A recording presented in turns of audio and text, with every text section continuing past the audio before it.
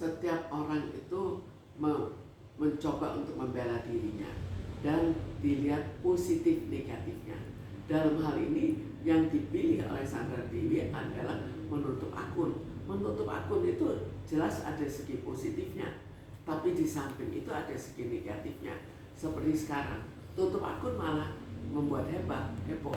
Padahal dia maksudnya kan dirinya itu tidak banyak diekspos, tapi kenyataannya berbeda. Mungkin sekali juga hubungannya dengan anak-anaknya. Anak-anaknya juga banyak dibully kan di sekolah. Jadi untuk mengurangi efek pada anaknya, mungkin itu salah satu tujuannya. Tujuan lain barangkali supaya tidak banyak terekspos, tapi ternyata tetap terekspos. Jadi di sini jelas sebetulnya dia panik juga. Kalau tidak panik, untuk apa mencari jalan keluar? Kalau misalnya yakin dan menganggap ini tidak masalah.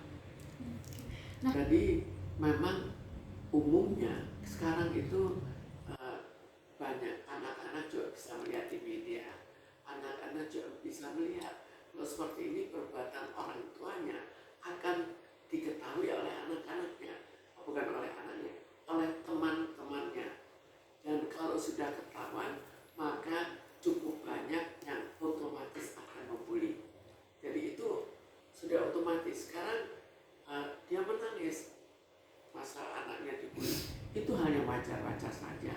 Bagaimanapun juga anak dibuli, kita mungkin atau kebanyakan ikut stres kan, apalagi anak itu mungkin di rumah juga nangis atas perbuatan orang tuanya.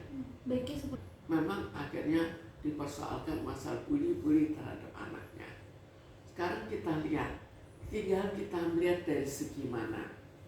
Kita lihat dari segi anaknya, kita kasihan. Kita lihat dari segi masyarakat, kita kasihan. Sekarang siapa yang lebih kasihan? Itu pertama. Lalu kita lihat siapa yang salah sampai kejadian itu terjadi.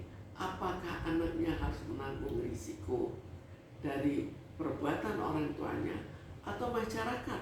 Bagaimana dengan masyarakat yang juga menanggung risiko dari perbuatan orang tuanya? Jadi sekarang kita netral saja, mana yang risiko yang ditanggung lebih besar, anak-anaknya atau masyarakat, dan siapa yang salah? Apakah masyarakat yang ikut salah atau justru mereka yang ikut salah?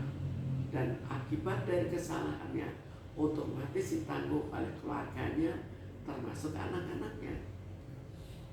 Anak-anaknya itu orang tuanya mengatasi sebanyak mungkin supaya anaknya tidak terkena dampaknya. Itu masalah orang tua, kesalahan orang tua mengatasinya. Sedapat mungkin harus diatasi, dikurangi. Tergantung besarnya bully, apakah anaknya sebaiknya tidak sekolah dulu atau tetap sekolah, apakah didampingi orang tuanya, atau kalau orang tuanya mendampingi akan lebih parah. Itu nggak semua harus ikut dipikirkan untuk membuat keputusan apa yang harus dilakukan pada anaknya. Tapi paling sedikit anaknya itu harus didampingi di rumah untuk tidak terlalu stres. Dan mereka juga berpikir juga bahwa mereka juga membuat stres masyarakat pada umumnya. Jadi sebetulnya